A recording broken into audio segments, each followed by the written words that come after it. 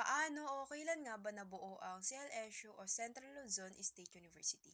Ang Central Luzon State University o CLSU ay tinatag noong 1900 at tinatag ito bilang Central Luzon Agricultural School o CLUL.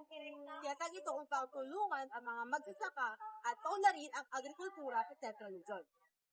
Noong 1907 napansin ng pamahalaan na kailangan ng maayos na edukasyon sa agrikultura para sa mga magsasaka.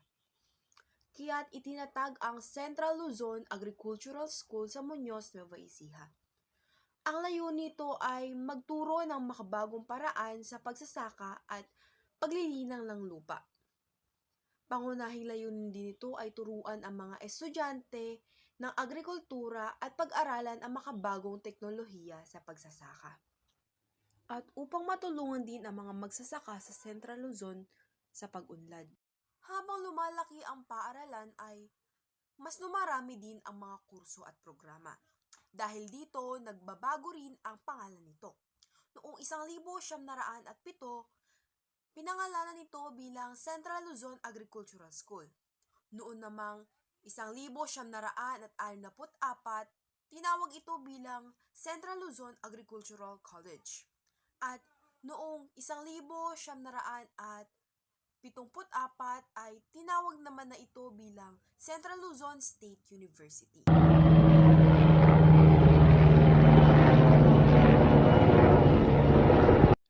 Sa universidad na ito ay mayroon kang mga lugar na pwedeng puntahan, tulad na lamang ng PCC o Philippine Carabao Center. Bahagi ito ng CLSU kung saan pwedeng matuto ang mga estudyante at makita ang mga proyekto na may kinalaman sa pag-aalaga ng kalabaw. Alam mo ba na ang kalabaw ay hindi lamang pambansang hayop dito sa Pilipinas? Ito rin ang katuwang ng ating mga magsasaka sa mas maunlad na bukid at masaganang ani.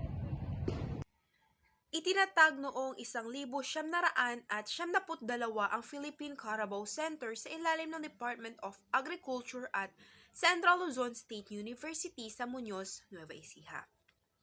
Layunin ng PCC na pagbutihin ang lahi ng mga kalabaw, palaguin ang produksyon ng gatas at karne, at tulungan ang mga lokal na magsasaka na mapaunlad ang kanilang kabuhayan.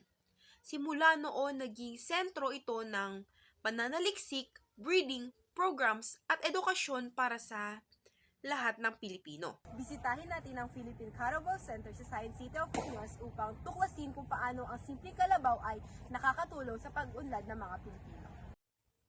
At kung pag-uusapan naman ang lugar kung saan pwede mag-ehersisyo, magpahinga at maglibang sa komunidad ng CLSU, ay hindi pwedeng hindi banggitin ang CLSU Oval. Ang Oval ng Central Luzon State University ay nagsimula bilang bahagi ng maayos na pagpaplano ng pamantasan.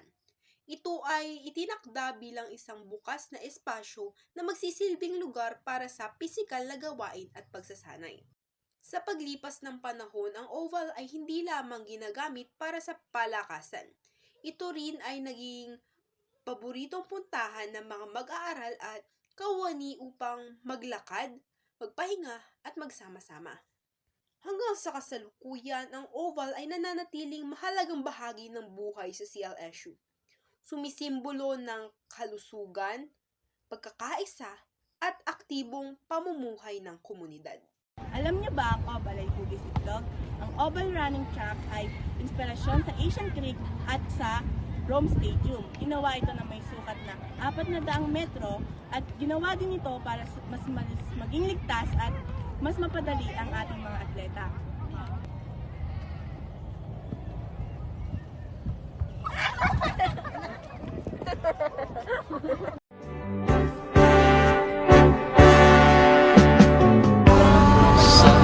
Hi kuya.